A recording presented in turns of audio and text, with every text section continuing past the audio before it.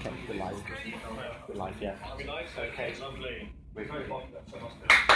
Good evening, ladies and gentlemen. My name is Alexander Georgia. I'm not sadistic enough to actually make you remember that, so I'm just going to let you call me Alex. I will be your host for tonight. Next to me is our speaker, Darrell Cozens. Cozens, I pronounced that correctly, yay, who is the president of the TUC and will be talking to us about the future of the Labour Party. TUC Coventry, my bad. Sorry. Not the whole name. He'll be talking to us about Labour and bringing back the clause 4 in, the stuff that Labour is ideologically made of. So, without further ado, I would like to give the floor to Darrell. Okay, well, first of all, thanks for inviting me. I've been looking forward to this for some time. Just to correct what the chair has said, I'm the past president of Coventry Trade Union Council, not the actual president at this time. I did it for a couple of years, and then we don't hog a job for life, unlike some MPs.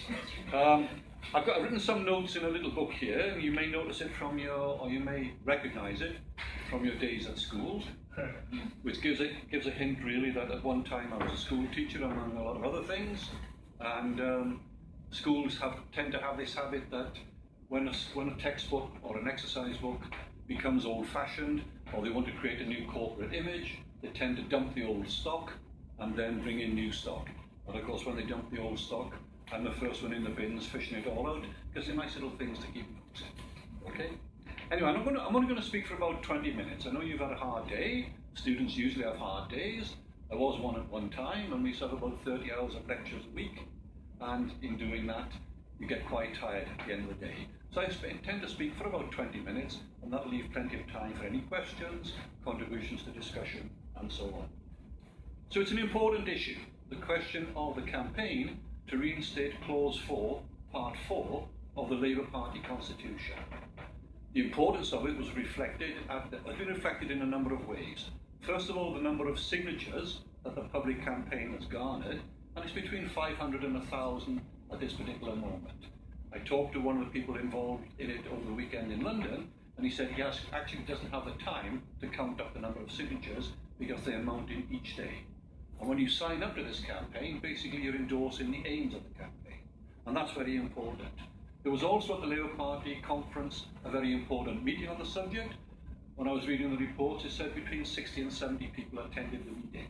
Now, bearing in mind that the Labour Party conference is very much like Warwick University, in that you're sitting on your backside from 9 in the morning till 6 at night, and therefore listening to various speakers and making notes, and then at lunchtime and after the conference finishes, you then go to what they call fringe meetings. So this was a fringe meeting held there. And the fact that at the end of the day it could garner 60, 70, 80 people at that meeting was great. The other reason is that the Shadow Chancellor John McDonnell actually mentioned in his speech to conference about the need to bring back Clause 4. And although it wasn't discussed as a conference item, a conference motion of this year's conference, it has been put onto the agenda as a definite item for next year's conference. And it's really no accident, because strange things have happened in the Labour Party over the last 3 years. In particular since the election, or the general election in 2015, when Labour came forward with a programme, Labour under Miliband came forward with a programme, and the idea put forward at that time, and I endorse the idea, was that you couldn't put a cigarette paper between the programme of the Conservative Party and the programme of the Labour Party. In other words, it was difficult for people to make up their minds who to vote for, because both parties are putting forward a programme which would use public funds to bail out an economic and social system that's in crisis. And that's important to remember. Since that time, there have been very, very important developments. Basically, we are discussing and campaigning to capture the soul of the Labour Party. What does the Labour Party stand for? Well, it should, by the name itself, give you an idea. The Labour Party is a party of labour. It therefore should be a party of those who labour in order to gain a living. And if they don't labour, they don't gain a living. They can't pay the rent, the mortgage, feed their family, and so on and so forth. Unfortunately, the history of the Labour Party, under the succession of leaders, has been a party which, while carrying out some reforms, has mainly been a party to support capital, believing that if you support business and business flourishes, you can then tax business, and the taxation then can be used to carry out some kind of reforms. Now that worked to a certain extent in the past. It's not working at this moment in time. And in fact, there's a famous guy called Lenin, not John from the Beatles, but Vladimir Ilyich Lenin, who you may remember, he was the leader of the Russian Revolution. He actually referred in one of his works to the Labour Party being the second 11 of capitalism. What that means is that the Tories who come into power carry out measures against the electorate. The electorate will become fed up with the Tory party, and then the Labour Party would be brought in order to pacify people, carry out the same measures, but not earn the same odium or hatred of the electorate. So it was called the second 11. And you know where the idea of the second 11 comes from? Cricket. So it's a cricket team, basically. So you've got the first 11 cricket team as a Tory party, the second 11 is the Labour Party. But over the last 3 years, there's been a move to the left in the Labour Party, as exemplified by the twice elected new leader that we have, relatively new leader, Jeremy Corbyn, elected twice on a massive ballot, a massive participation in the ballot as well. So Corbyn has basically encapsulated, embodied the aspirations of a mass Labour Party. Now, when Blair came to power in 1997, for example, he put forward the idea of saying, let's have a look, he said. We've got 400,000 members, how can we get rid of them? How can we stop them being people who will determine what goes on inside the Labour Party? And he carried a number of policies, basically removing democratic rights from members to determine policy, so the policy was determined at the top of the party and filtered down. And the only time members were actually called on to do anything was at election time, to be basically what they call election fodder. Just like the troops in the First and Second World War were cannon fodder, the members of the Labour Party were election fodder. So they would go out, deliver leaflets, canvass on the doorstep, return a candidate, and then they were sent back to sleep until the next election.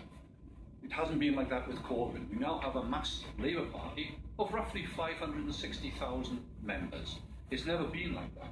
When Blair became Prime Minister, we had 400,000 members.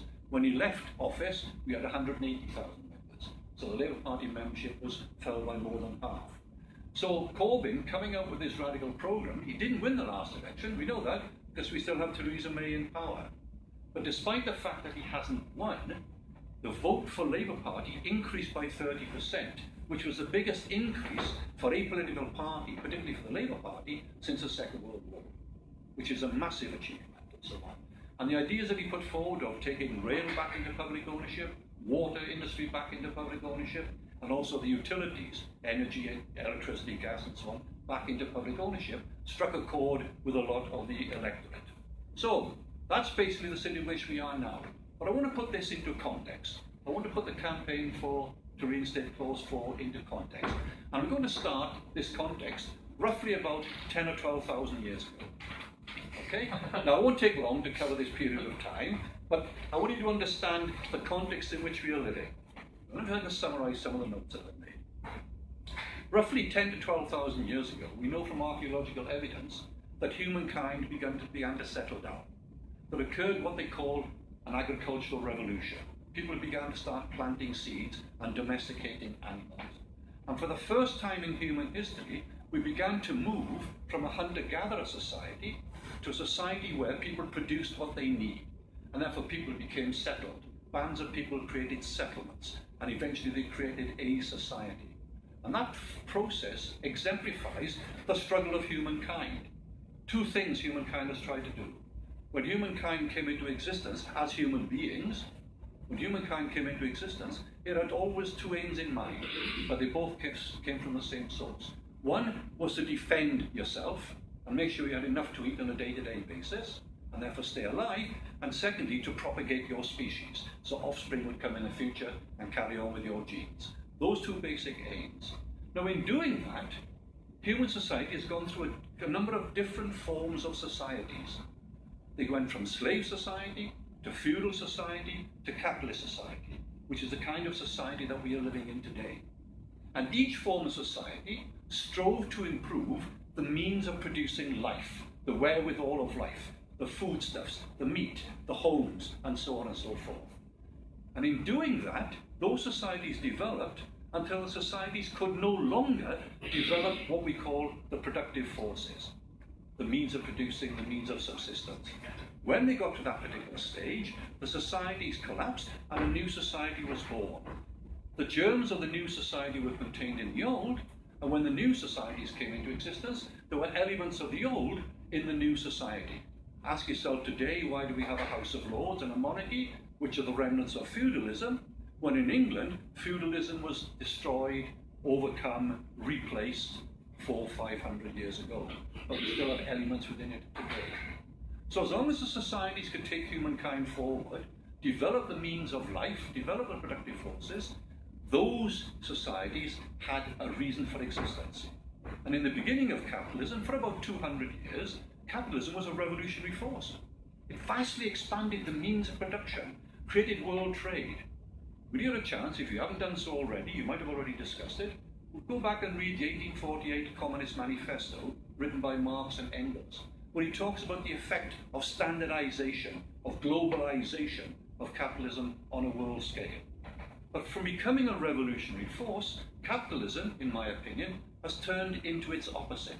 It can no longer take society forward. All it can offer the majority of humankind is war, poverty, misery, and hunger. Nothing else. There's nothing left that is progressive about capitalism. And therefore that raises the issue about what can we replace capitalism with. And that is why the Labour Party, this campaign in the Labour Party to reinstate Clause 4 is so important. Now, Clause 4, Part 4 originally came into the Labour Party in February 1918. And if you haven't bought this, it's only £2, half a pint of beer. If you haven't read it, please read it, because it gives you some information about the background to the introduction of Clause 4. Now, you might be aware that in 1918, in February, something serious was happening in different parts of the world. World War I was coming to an end, and troops who had fought in the trenches and died in their millions were fed up with the kind of society that existed. A lot went home, and they did some things which angered the people who owned and controlled society. They tried to carry out, or did carry out, revolutions. In Russia, there was a Russian Revolution. There was a revolution in Germany, a whole revolutionary period between 1918 and 1923. In Hungary, there was for a short time a socialist state set up under a guy called Bela Kun. So in all different parts of Europe, revolutionary ways were taking place. Even in the armed forces in Britain at the end of the war, there were mutinies of different sections of the armed forces because they didn't want to continue fighting and so on. And so it was essential for those in control, those who owned society, the state machine, to make sure that First World War soldiers were demobbed. In other words, they were thrown out of the army and their rifles were taken off them because they couldn't trust what those soldiers would actually do. So now we arrive at this situation where we have people in society, I would call the ruling class, own and control the society itself. And even in Britain, this idea of poverty and want and deprivation has begun to reappear as capitalism has gone into decline. And that is the background to this campaign for Clause 4. But what is interesting, any of you study politics? You do. Well, you know about the Harold Wilson government. Yes. Well, Harold Wilson was leader of the Labour Party during the early 1970s. He was Prime Minister for the time. His deputy was a guy called George Brown. Very interesting character. George Brown will go down in history as being the deputy leader of a major political party that fell out of a taxi drunk more often than any other deputy leader of any other political party. He was famous for it. Many photographs in what I call the gutter press, the Mirror, the Sun, this guy falling out of a taxi. But in one lucid moment, maybe when had been drinking so much that he wasn't actually drunk, or he hadn't started to drink on that particular day, he came out with this statement that no privileged group in society has ever given up its wealth and power without a fight, no holds barred. Well, that's a very important statement, that if we want to change society, just as slave society developed into feudal society and feudal society developed into capitalist society, those developments were often bloody, because when one ruling class was disempowered to be replaced by another ruling class, it was done in a bloody fashion. Wars, revolutions, counter-revolutions, and so on. And the birth of capitalism was no different. I think the quote is that capitalism came into being dripping with blood from every pore. Okay? So what we're talking about is we see the need to change society, to create a socialist society where the wealth created by the labour of working class people is owned and controlled by working class people. It is in their hands. That's the kind of society that we want to create. And we know it's not going to be an easy fight. And this is happening not only in Britain, but also on a world scale. And if you look at what's happening at the moment, you know we're in a crisis. 2008 was the epitome of what's been happening with capitalism. And before we've even come out of this particular crisis, they're now talking about going into another crisis. They're talking about another double-dip recession. I was reading a quote from the Financial Times. This is from did anybody read the Financial Times? It's a marvellous newspaper. Marvellous. It tells you what the opposition is actually thinking. The people who own and control society. 19th of September. Despite all the progress, as it says here, strengthen supervisors to prepare for the next crisis. That's what it actually says. And it says here, despite all the progress, there remain pockets of vulnerability in the financial system, which must be addressed. We need to ensure that we have the tools in place to deal with any future financial crises which undoubtedly will arise. So even the people who speak for the people who own and control society are telling us that we're moving into the next recession, the next depression, before we come out of the last one. So that's the situation that we're in. We know a crisis is coming, and we know how this crisis has been reflected. Any of you been on Facebook today? Did you get this thing that was sent around about the ownership of wealth in British society from the Sunday Times Rich List? Absolutely marvellous. Absolutely brilliant to look. I was sent this today. The combined wealth of the top 1,000 people, according to the Sunday Times Rich List. In 2009, £256 billion. In 2013, £450 billion. In 2018, £724 billion. In other words, that the people at the top of society have seen a 180% increase in their wealth in a time when we're in a depression, and yet for the majority of ordinary people in society, they've seen a slashing of their real incomes. The people who teach you in this place will be members of my union, UCU, University and Colleges Union. When they've been out campaigning for a decent increase in their wages, their propaganda will tell you that real wages for teachers in universities and also colleges of further education has declined between 15 and 17% since 2010. And that's happened across the whole of society. So what we have is an increase in wealth on the one hand, and an increase in poverty and misery and falling living standards on the other hand. And that is why the campaign for Clause 4 is so important. Do you know what Clause 4 actually said when it was adopted? Yeah, you don't. So I'll just briefly read it out. Then if you buy this pamphlet, this is a second plug, then you can read it for yourself. On page 6, this is what it says, February 1980. To secure for the workers, by hand or by brain, the full fruits of their industry, that is, the wealth that they create, the full fruits of their industry, and the most equitable distribution thereof, the best way of sharing out that wealth in society, that may be possible upon the basis of the common ownership in common by everybody, of the means of production, distribution and exchange, and the best obtainable system of popular administration and control of each industry or service. In other words, public ownership, nationalisation of the means of production, and a democratic control by the whole of society. That was 1980. It was taken on by Blair in 1995. And this newspaper, pink newspaper of the Financial Times, the spokes newspaper of Capital, was absolutely over the moon, because the socialist aspirations of the Labour Party had been nullified, had been deleted. This is what they said, the Financial Times on the 14th of March, 1995. Mr. Blair was right to convince the electorate that it had embraced the market economy. The party leadership long ago abandoned the central vision of Clause 4, a socialist utopia in which the state appropriated and then distributed the fruits of economic growth. The reluctance, however, of many members to abandon formally a credo framed during the Bolshevik Revolution symbolized an emotional attachment to the politics of the past. So the rich and their media were happy that Clause 4 had been ditched. They're not happy with what the Labour Party is proposing at this moment in time. And we know what happened. I'm not going to read all these things out. We know what's happened to ordinary people. For example, pay is now, this is from the newspaper, 19th of this month, a couple of days ago, last Friday, Saturday, last Friday. Pay now is at egregious levels. In 1998, in the UK, the chief executive earned 48 times the amount earned by the average person. And that was roughly double what they earned 10 years previously. In 2016, however, it had risen to 129 times average earnings and is showing no sign of slowing down.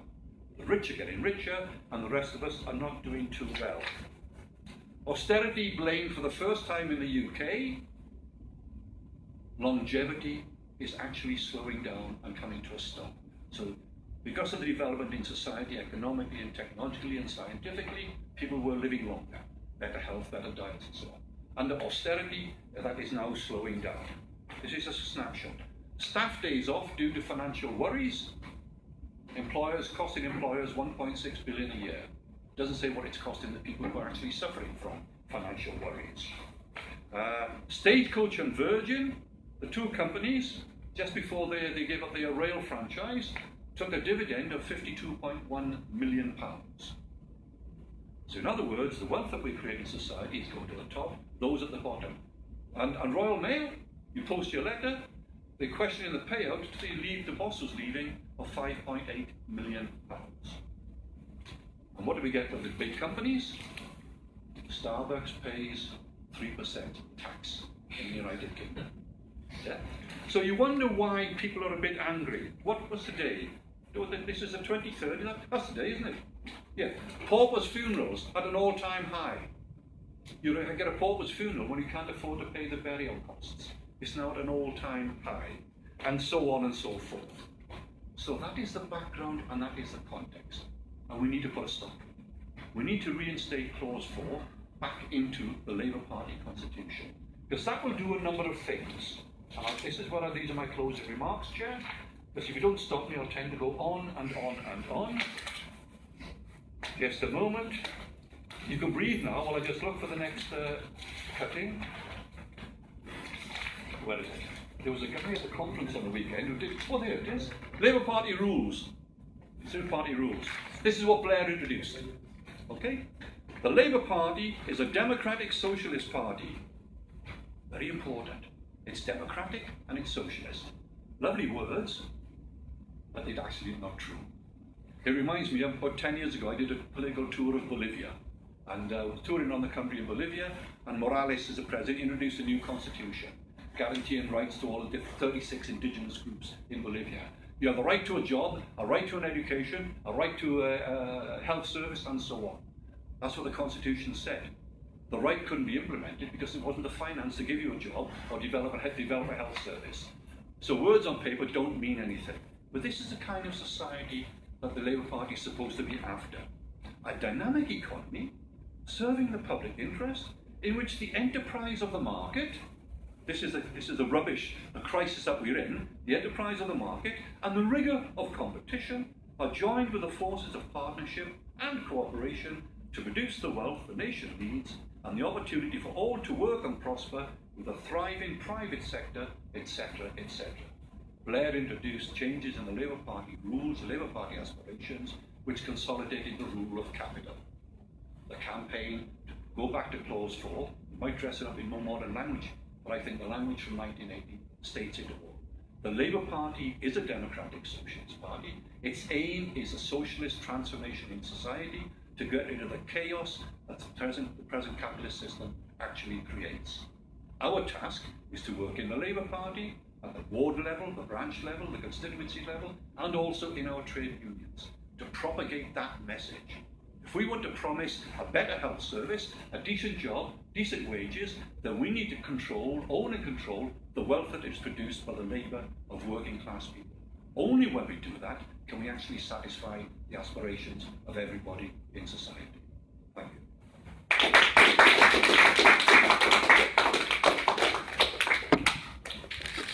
Right, thank you so much, Darrell, for that. That was amazing.